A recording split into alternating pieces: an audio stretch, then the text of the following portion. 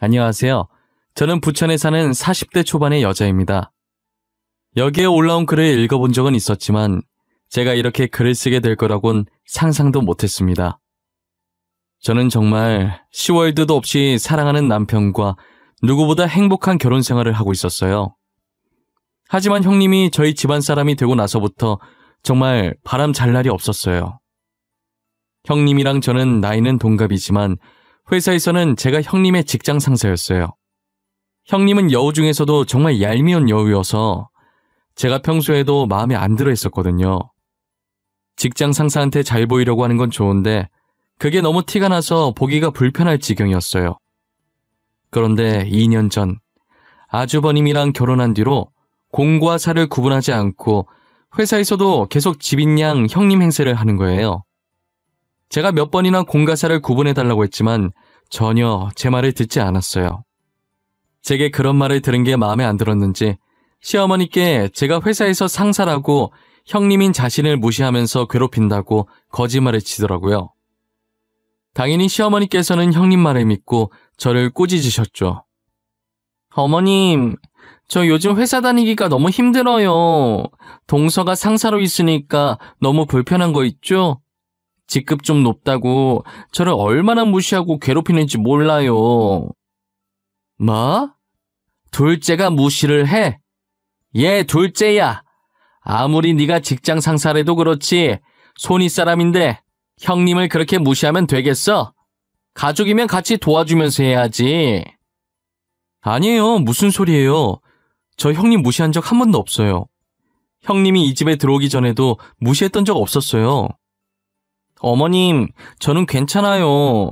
동서한테 너무 뭐라 그러지 마세요. 일하다 보면 그럴 수도 있죠. 제가 형님이니까 넓은 마음으로 넘어가야죠. 둘째 그렇게 안 봤는데 나 좀 실망했어. 그래도 형님이 착하니까 넘어가 주는 거지.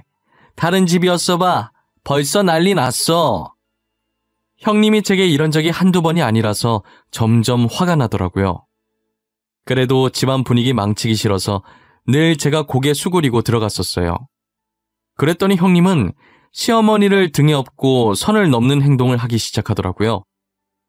회사 다니면서 자기 괴롭힌다고 거짓말 치는 건 애교 수준이었어요. 제가 정말 형님의 거짓말 때문에 억울한 일을 겪은 적이 있었어요. 회사 앞에 있던 카페에서 점심을 먹고 잠깐 남편을 만나고 있었어요. 그런데 형님이 몰래 남편의 얼굴은 안 보이게 찍어서 시어머니한테 그 사진을 보냈더라고요. 제가 지금 남편을 두고 다른 남자와 바람피는 것 같다면서 말이에요. 그날 일하고 있는데 시어머니 전화로 불나고 있었고 저는 일이 많아서 전화를 못 받는 상황이었죠. 계속 전화를 받지 않으니까 형님한테 전화를 하셨었나 봐요. 첫째야, 둘째가 내 전화를 안 받는데 회사에 있는 거 맞냐? 전화를 안 받은 적이 없었는데 말이야. 너희 같은 부서라고 하던데 회사에 있는지 확인 좀 해봐라. 어머님, 지금 동서 자리에 없어요. 아직 그 남자 만나고 있나? 저는 모르겠네요. 제가 들어오면 어머님께 전화 한 통 드리라고 할게요. 그래, 알았다. 일하느라 바쁠 텐데 미안하구나. 둘째 오면 전화하라고 꼭 전해줘. 바빠서 전화 볼 틈 없다는 걸 알면서 아예 제가 자리에 없다고 거짓말을 친 거예요. 저는 급한 일을 끝내고 폰을 봤는데 시어머니께 부재중 찍힌 걸 보고 깜짝 놀랐었어요. 정말 거짓말 하나도 안 보태고 15개가 찍혀 있었어요. 도대체 이게 무슨 일인가 싶어서 시어머니한테 전화를 했었죠. 어머님, 전화를 왜 이렇게 많이 하셨어요? 무슨 일 있으세요? 제가 바빠서 일하느라 전화를 못 받았어요. 죄송해요. 둘째 너, 일하고 있었던 거 맞아? 아까 첫째 말로는 자리에 없다고 하던데 확실히 일하고 있었던 거 맞냐고? 그럼요. 업무 시간에 일 안 하고 뭐 하겠어요. 진짜 일하고 있었어요. 오늘 급하게 처리할 게 있어서 그거 좀 한다고 전화를 못 받았어요. 됐고, 오늘 일 마치자마자 우리 집으로 오거라. 너한테 할 말이 있으니. 지훈이 애비한테도 우리 집으로 오라고 말해놨다. 갑자기요? 남편까지 부르고 도대체 무슨 말이길래 그러세요? 일단 알겠어요. 퇴근하면 어머니 집에 들릴게요. 도대체 급하게 할 말이 뭐길래 저희 남편까지 부르시는 건가 싶었어요. 남편한테도 짐작 가는 게 있냐고 물어봤지만 전혀 모르는 눈치더라고요. 저는 퇴근하자마자 시어머니께서 말씀하신 대로 시댁으로 향했어요. 남편이 먼저 와 있었는지 시부모님 집 앞에 남편 차가 서 있더라고요. 시댁 문을 열자마자 짝 하는 소리가 크게 나면서 제 고개도 함께 돌아갔어요. 저는 순간 이게 무슨 일인가 사태 파악이 되질 않았고 얼얼해지는 뺨에 손을 갖다 대고 시어머니를 쳐다봤어요. 남편은 가만히 서서 시어머니를 말릴 생각도 하지 않더라고요. 어머님, 지금 제 뺨 때리신 거예요? 제가 뭔 잘못을 했길래 뺨을 맞아야 돼요? 당신은 어머님 안 말리고 거기 서서 뭐 하는데? 뻔뻔한 년. 남편 두고 바람핀 주제에 뭐? 뭔 잘못을 해? 너 당장 일 그만둬라. 지금까지 회사 가서 일을 한 게 아니라 남자 만나고 다녔니? 무슨 말을 하시는 거예요? 제가 바람을 피다니요. 저 다른 남자 만난 적 없어요. 제 아들 걸고 맹세할 수 있어요. 어떻게 끝까지 뻔뻔하게. 야, 내가 지금 증거도 없이 이러는 것 같아? 네가 직접 봐라. 네가 다른 남자 만나고 있는 사진 여기 있다. 시어머니께서 내민 사진을 보는데 낮에 남편을 만났던 사진인 거예요. 그래서 제가 시어머니께 사실대로 설명을 드렸어요. 사진 속에 있는 남자, 저희 신랑이에요. 어머님 둘째 아들이라고요. 저 오늘 밖에서 만난 사람 남편밖에 없어요. 뭐? 잠깐만, 나도 좀 보자. 진짜 난데? 엄마, 이거 나야. 나 맞아. 이거 봐봐. 지금 내가 입고 있는 옷이랑 색깔 똑같잖아. 멍청한 놈. 아직 정신도 못 차리고 아내 편이나 들고 있네. 내가 네 배 아파 낳은 아들도 못 알아볼까봐. 어머님, 저 진짜 아니에요. 저 오늘 점심시간 말곤 회사 밖에 나간 적도 없고요. 회사 밖에 나간다고 한들 만날 사람 남편밖에 없어요. 시어머니께서는 아무리 해명을 해도 들으려고 하지를 않으시더라고요. 남편도 제가 바람핀다는 시어머니 말에 진짜인 줄 알고 처음엔 보고만 있었는데 사진을 보고 자신이라는 걸 알고 적극적으로 해명을 했어요. 하지만 오히려 제 편 든다고 욕을 있는 대로 하셨어요. 결국 남편은 저를 데리고 시댁에서 나왔고 집에 가는 길에 계속 미안하다고 하더라고요. 저는 직감적으로 형님이 일부러 골탕 먹이려고 한 짓이라는 느낌이 왔어요. 그래서 어떻게 되돌려줘야 할지 고민을 하고 있는 와중에 회사에 사건이 터지더라고요. 중요한 프로젝트가 있어서 회의 자료를 따로 넣어놓은 외장하드가 있었어요. 분명 이틀 전까진 있었는데 회의 바로 전날에 미리 준비해 놓으려고 찾으니까 서랍 안에 있어야 할 외장하드가 정말 흔적도 없이 사라진 거예요. 사라진 외장하드 때문에 저희 부서는 그거 찾는다고 난리가 났어요. 형님은 있다다 싶어서 또 저한테 난리치더라고요. 어머, 김 과장님, 외장하드 잃어버리신 거예요? 중요한 건데 간수를 못하시면 어떡해요. 그거 하나도 제대로 못 챙기는데 부하 직원들이 과장님 보고 뭘 배우겠어요? 그쵸, 부장님? 김 과장, 진짜 어떻게 할 거야? 그거 없으면 회의 못하는데 진짜 미치겠네. 내일 다른 업체에서도 오기로 한 엄청 중요한 회의라고. 오늘 안에 무조건 찾아. 알겠어? 오늘 안에는 꼭 찾겠습니다. 회의에 피해 안 가게 할게요. 정말 죄송합니다, 부장님. 정말 회사 곳곳을 돌아다니면서 하루 종일 찾았는데 외장 하드가 안 보이더라고요. 저 때문에 회사에 피해 갈까봐 정말 눈물이 다 나려고 하더라고요. 그래도 그나마 다행이라고 해야 할지 회의 자료 최종본을 외장하드에 넣고 수정본은 컴퓨터에 그대로 저장되어 있었어요. 내용만 조금씩 수정하면 될 것 같더라고요. 저는 밤을 새서 최종본과 똑같이 만들어서 회사로 가져갔어요. 출근을 하니까 어디서 찾은 건지 형님이 찾았다면서 부장님한테 외장하드를 넘기더라고요. 부장님은 외장하드를 찾은 형님을 칭찬하고 잃어버린 저를 꾸짖으셨어요. 신대리가 찾았으니 망정이지. 진짜 신대리 없었으면 어쩔 뻔했어. 김 과장은 신대리한테 고맙다고 해. 안 그랬으면 사직서 준비해야 됐어. 에이, 아니에요. 중요한 회의인데 아무 문제 없이 할 수 있어서 다행이에요. 다 잘 되려고 액땜 하나 봐요. 그래도 이렇게 찾았으니 됐죠. 다 신대리 덕분이야. 이번에 회의 잘 끝나면 회식 한번 하자고. 김 과장은 심할서 작성해서 나한테 가지고 오고. 회사 다니면서 단 한 번도 실수한 적이 없었는데 처음으로 상사한테 혼나는 날이었어요. 저는 하루 종일 정신이 나간 상태로 멍하니 모니터만 보고 있었어요. 이대로는 안 될 것 같아서 커피라도 먹고 정신 차리자 싶어서 탕비실로 향했죠. 탕비실에 문이 열려 있었는데 거기서 형님 목소리가 들리더라고요. 들어갔더니 형님은 벽 쪽을 보면서 통화하고 있어서 제가 들어온 줄 모르고 있었어요. 그런데 통화 내용이 심상치 않은 것 같아서 뒤에서 몰래 녹화를 하고 있었어요. 너가 그 표정을 직접 봤어야 했는데 어떻게 그렇게 멍청할 수가 있지? 나한테 맨날 당해도 몰라. 아, 너무 웃겨. 우리 동서 진짜 호구야. 야, 그래도 그건 좀 심했다. 중요한 회의 자료 들어있었다며. 회사 전체에 문제 생길 수도 있는 거잖아. 그러다 너네 동서 잘리겠어. 잘리든 말든 내 할 바는 아니잖아. 나랑 무슨 상관이야. 나만 안 잘리면 되는 거지. 부장도 진짜 웃겨. 그 외장하드 내가 숨긴 것도 모르고 내 칭찬하는 거 있지? 알고 보니 제 서랍 안에 있던 외장하드를 훔쳐서 몰래 숨겨놓은 게 형님이었더라고요. 그래놓고 아무것도 모르는 척 딱 잡아떼고 자기가 찾은 척 자작극을 벌인 거였어요. 저는 형님이 정말 이 정도까지 밑바닥인 줄은 꿈에도 몰랐어요. 시어머니한테 붙어서 괴롭힌다는 둥 바람핀다는 둥 거짓말로 이간질할 때도 다 참았는데 이건 진짜 도저히 참을 수가 없더라고요. 저는 형님이 나오기 전에 먼저 탕비실에서 나와 녹화본을 부장님께 보여줬어요. 직원들도 다 들을 수 있게 소리를 최대한 크게 틀어놨죠.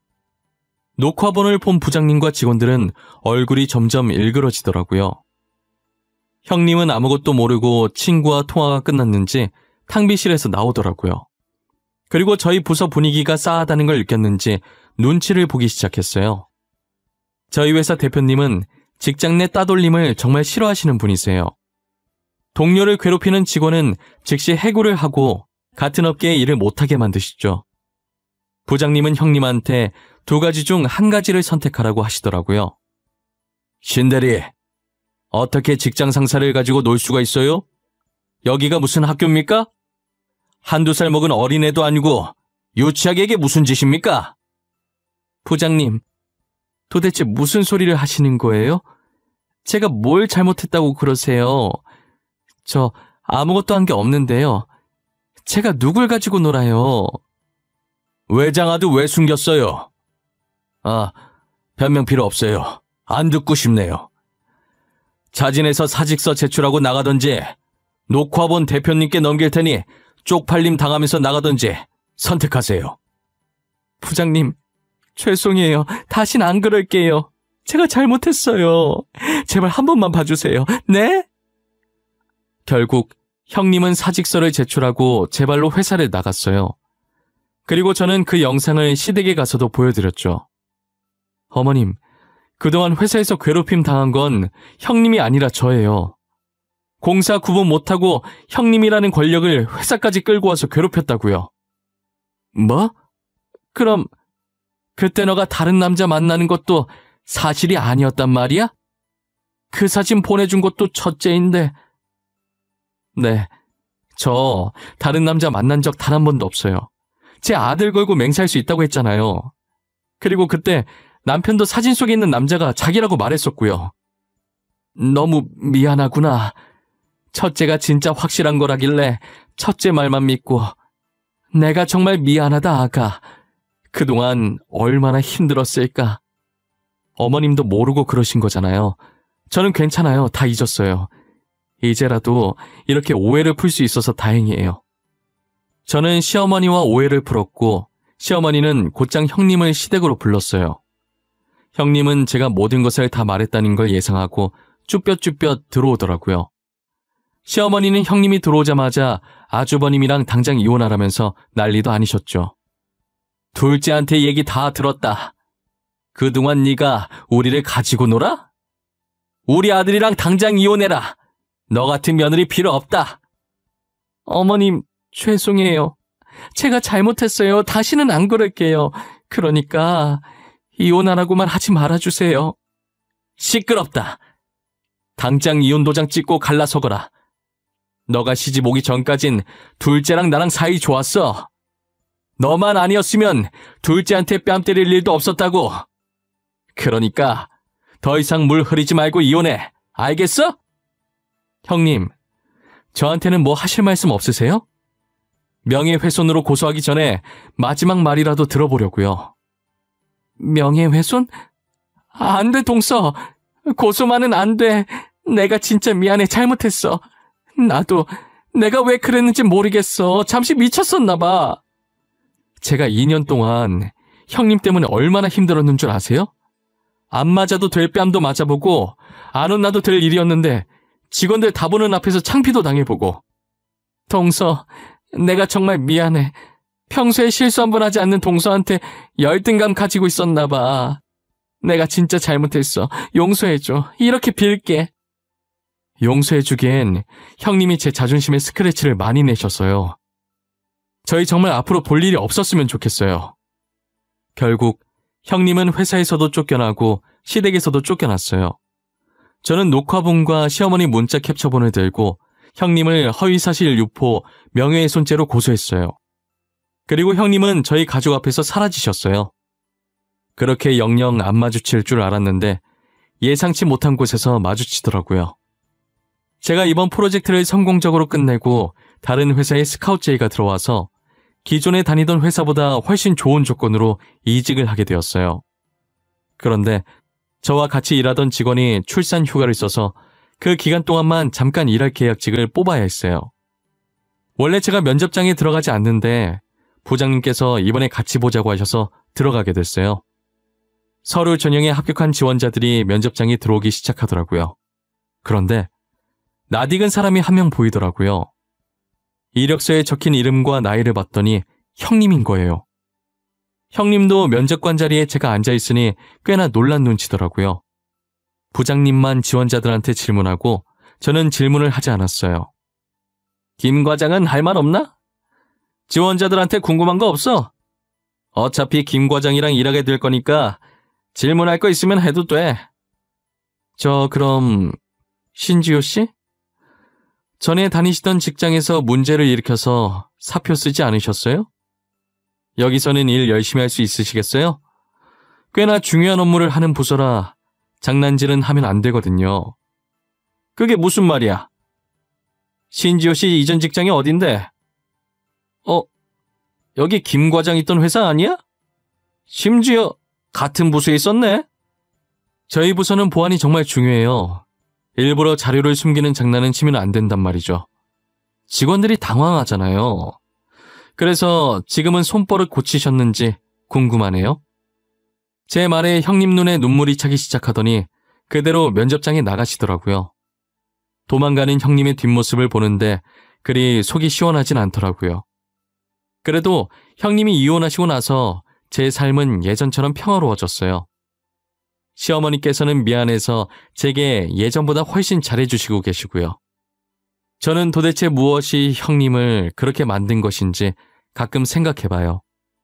집안도 저보다 좋았고 아주버님도 저희 남편보다 돈 잘 버는데 정말 고작 제가 자신과 동갑인데 과장 직급을 달고 있어서 열등감을 느꼈던 걸까요? 글쎄요. 그런 이유였어도 거짓말 치면서 남을 괴롭히는 건 아니라고 봐요. 저도 사람인지라 저보다 훨씬 잘난 사람을 보면 질투가 나긴 합니다. 질투하는 건 나쁜 게 아니지만 질투로 인해 남에게 상처 주는 것은 안 된다고 생각해요. 그래서 저는 다른 사람을 질투할 시간도 나지 않을 만큼 더 열심히 살아보려고요. 제 이야기는 여기까지입니다. 지금까지 제 사연을 들어주신 모든 분들께 감사합니다. 요즘같이 힘든 시기에 다들 기운 내시기 바랍니다.